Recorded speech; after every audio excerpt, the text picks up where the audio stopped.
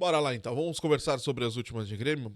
Vamos começar com a despedida do Arthur, porque no último conteúdo eu trouxe para você aqui a nota oficial do Grêmio, né? Comunicando o fim das negociações com o jogador pela sua permanência aqui no Grêmio. Então agora vamos com a despedida do Arthur, já que a gente já fez o trabalho com a nota do Grêmio.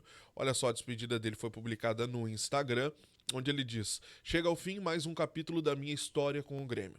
O clube que é a minha casa, onde fui formado não apenas como atleta, mas também como ser humano.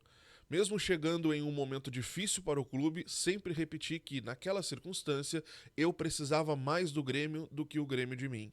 E esse sentimento seguirá sendo verdadeiro. Em diversas ocasiões manifestei meu desejo de continuar vestindo essa camisa, mas infelizmente não conseguimos encontrar uma solução que tornasse isso possível. Assim, nossos caminhos se separam neste momento.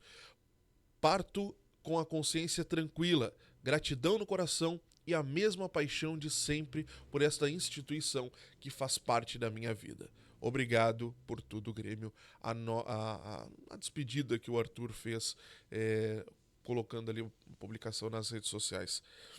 Sabe que essa situação do Arthur, ela me faz pensar, e eu pensei muito nessa situação nas últimas horas, porque a gente precisa colocar todos os detalhes desta relação Arthur e Grêmio, né? A gente sabe que o torcedor tem um carinho muito grande com o Arthur, e é óbvio que tem que ter um jogador extremamente carinhoso quando fala de Grêmio. E a gente vê nos olhos do Arthur que ele gosta, que ele tem essa paixão pelo clube. Não é aquele jogador que fala por falar ou que fala uma coisa e faz outra, como nós vimos, né? Tantos exemplos aí nos últimos anos, e o Douglas Costa tá aí para isso.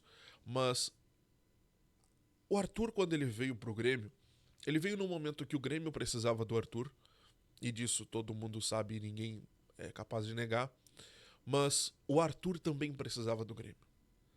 O Arthur também precisava do Grêmio. O Arthur, quando veio pro Grêmio, ele veio para ajudar o clube, mas ele veio também pensando em Copa. O Arthur, ele veio querendo, né? Foi a chegada do Ancelotti, né? Um novo técnico, então daqui a pouco veio para cá, se destaca, e aí, quem sabe, por que não, vai para a Copa do Mundo. Para mim, o cenário foi esse. O cenário foi esse. Só que a partir do momento que ele encontrou um Grêmio que talvez não fosse tão bom assim como ele esperava, que a coisa não aconteceu, um Grêmio que acabou trocando de treinador, um Grêmio que com o Mano também acabou não se encontrando, depois com o Luiz Castro a situação não sei se piorou com a saída do Mano ou melhorou, mas com o Luiz Castro a coisa também não funcionou e essa é a realidade. Eu acho que o Arthur ele foi se frustrando ao longo do tempo e que ele não era convocado para nenhum amistoso da seleção, por exemplo, absolutamente nada disso.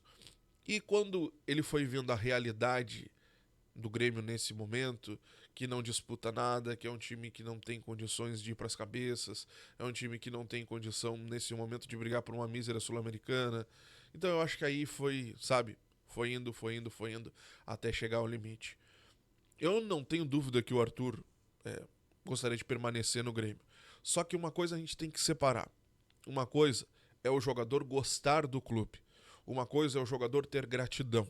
Uma coisa é o jogador ser torcedor daquele clube. Outra coisa é o profissional jogador de futebol. Nenhum profissional perde dinheiro. Nenhum profissional gostaria de abrir mão de 3, 4 milhões de reais. Nenhum profissional. Nenhum. Por mais que ame o clube, por mais que não tem. E é isso que o torcedor precisa entender. É isso que o torcedor precisa entender. Talvez, eu não sou melhor que ninguém, mas eu vejo muito torcedor hoje bravo com o Arthur, porque o Arthur pediu um valor lá em cima, porque o Arthur isso e aquilo, é mercenário. Não, não, separem. Uma coisa é o torcedor, uma coisa é o profissional. O cara que trabalha. O jogador de futebol é um profissional, é uma profissão. Ah, é uma profissão. Eu não sei, mas é uma profissão. E ele tá ali pra ganhar dinheiro.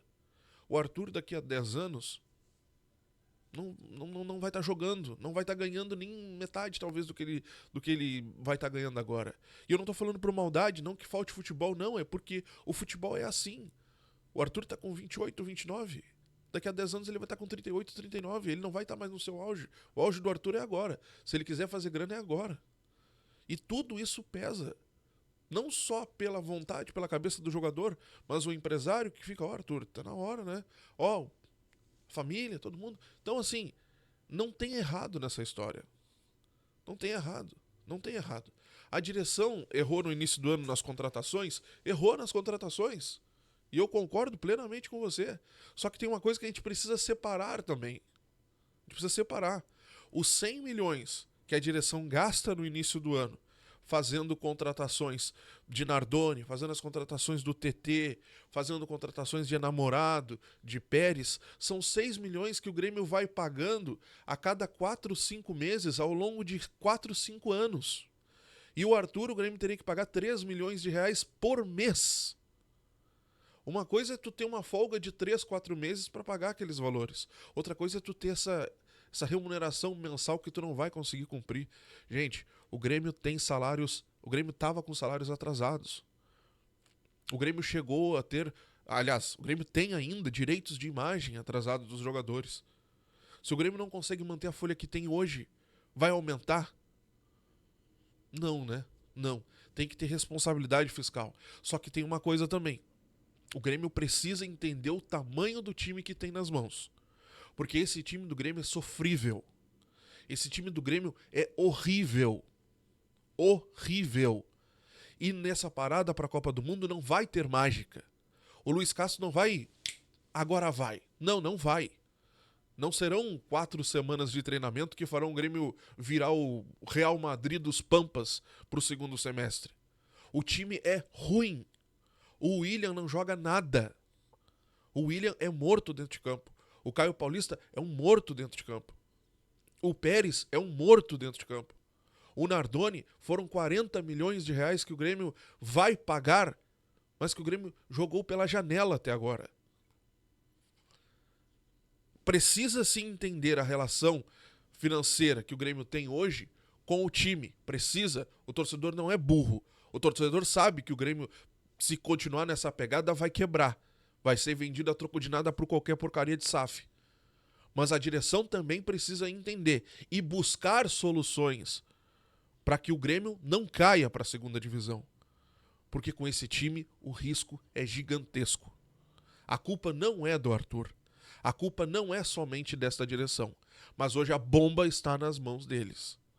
A bomba está nas mãos desta direção. E vão ter que arrumar a solução. Porque cair para a segunda divisão não é nenhum... Olha, Deus o livre. É um problema que o Grêmio não pode ter. Porque cair para a segunda divisão, bom, a gente está colhendo frutos da queda de 2021 até agora. Então, assim, eu acho que não tem vilão nessa história. Não tem mocinho, mas também não tem vilão. A relação Arthur e Grêmio acabou. Foi útil para os dois lados, enquanto teve. Mas nesse momento não tem condições. Quero saber o que tu acha sobre essa história. Comenta aqui, eu quero saber a tua opinião. Para nós avançarmos um pouquinho, quero falar sobre 2 questões importantes, 2 propostas, tá? O Grêmio teve proposta nas últimas horas, confirmada, da Turquia pelo André Henrique, uma proposta de 2 milhões de euros, né? Vamos chegar a 15 milhões de reais mais ou menos, uma proposta que deverá ser aceita pelo Tricolor. Outra proposta foi trazida pela Rádio Mortal nas últimas horas, foi pelo Gabriel Mack, uma proposta do Hull City, da Inglaterra, uma situação que chega muito próximo ao que o Grêmio almeja ganhar com o jogador nessa janela de transferências, então é uma possibilidade desse negócio acontecer. É uma boa janela de entrada, né? A equipe subiu nessa última temporada para a primeira divisão do inglês, então é uma boa possibilidade, uma porta de entrada aí para o Gabriel Mack lá na Europa. Vamos acompanhar os próximos desenrolares dessa história, mas fato é que há uma proposta na mesa, então, do presidente Odorico, pelo André, pelo Gabriel Mack. É importante a gente acompanhar também. Um ponto importante que eu preciso trazer para você, uma atualização legal das últimas horas, é que o Grêmio vai tentar não vender Mack e Vieri na mesma janela, tá? O Grêmio vai tentar pelo menos dar uma equilibrada. É uma tentativa, né? Vamos ver. Daqui a pouco chega uma proposta extraordinária por ambos, aí a coisa vai funcionar. Mas o Grêmio vai tentar, pelo menos solta isso nos bastidores, ou vende um ou vende outro. Até porque entende que são dois jogadores hoje muito importantes para a equipe. Se essa proposta do MEC for mais vantajosa do que o que temos de sinalização pelo Vieri, pode ser que o MEC saia antes. Agora, se for ao contrário, aí você já sabe. Inclusive, o Grêmio já trabalha nos bastidores até que o Vieri não retorne lá no dia 23 de julho, né, para o segundo semestre, porque a coisa tá funcionando nos bastidores. O pessoal tá de olho e tá chegando junto com a grana. Vamos ver se isso vai se concretizar de fato. Te inscreve, deixa o like, ativa o sininho, tô te plantando qualquer notícia te trago por aqui. Hoje, quarta-feira, acontece a reapresentação do Tricolor e as informações dessa reapresentação a gente vai conversando aqui nas próximas horas. Grande abraço, até a próxima, se Deus quiser. Tchau.